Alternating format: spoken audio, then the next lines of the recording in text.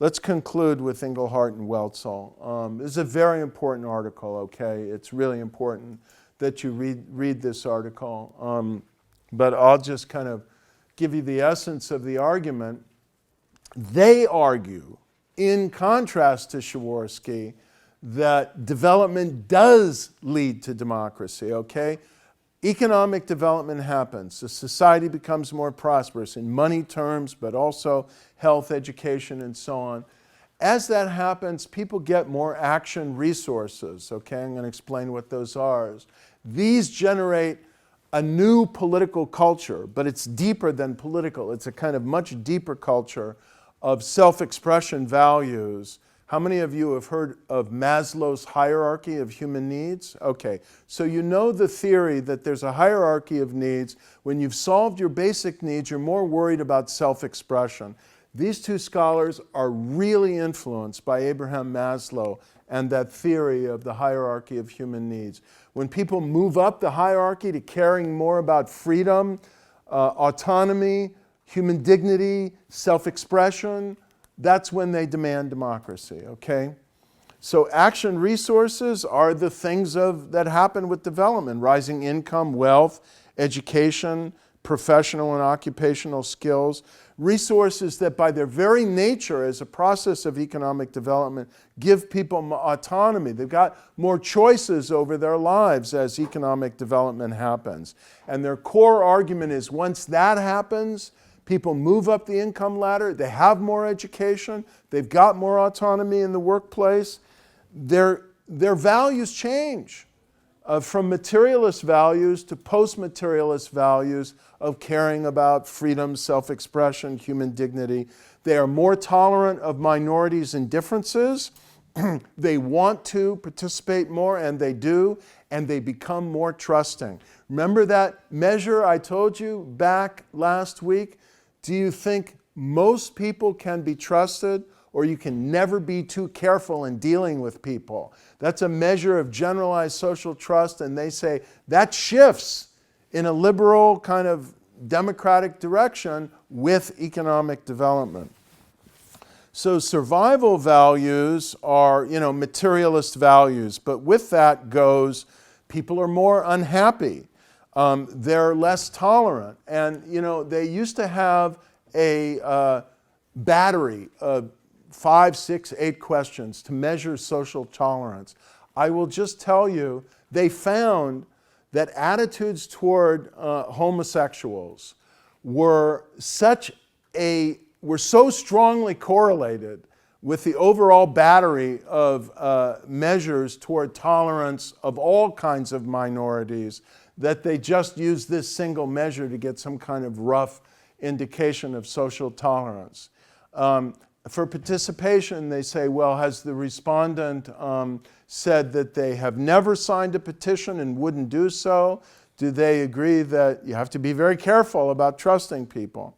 So these are the survival values. The self-expression values or post-material values are the opposite. And this is a chart from the article. You get economic growth, rising levels of education, social complexity, and then you get more autonomy. People have more freedom in material terms, but also intellectually and socially. And they want more political freedom. This leads to what they call these rising self-expression values.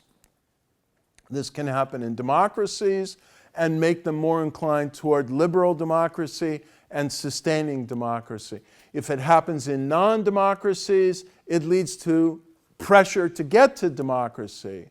So you get more civil and political rights activists, more mass movements for civil and political rights, more reformers, and more pressure to deepen democracy, make it more liberal and more responsive. And this gets to and strengthens democratic institutions. So they argue economic development leads to increased individual resources, these action resources, more income, more education, more capacity to organize. We're going to get into that when we talk about Putnam on Thursday, so more social capital. This leads to a rise of self-expression values, and then you get liberal democracy with the rule of law. The correlation between the percent of the population emphasizing these self-expression values as opposed to the survival values when they did their research in the 1990s, and then look at, well, what's the kind of knock-on effect in terms of democracy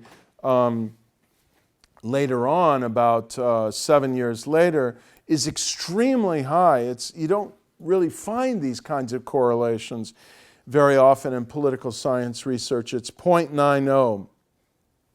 And that is with the measure of effective democracy. Remember, Freedom House, Times, anti-corruption.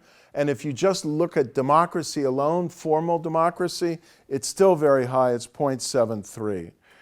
You can look at this regression coefficient later, but here I'll just show you, this controls for the Protestant tradition, but the availability of action resources and the prevalence of self-expression values, it's a pretty, pretty powerful relationship. As you increase action resources, you get more self-expression values.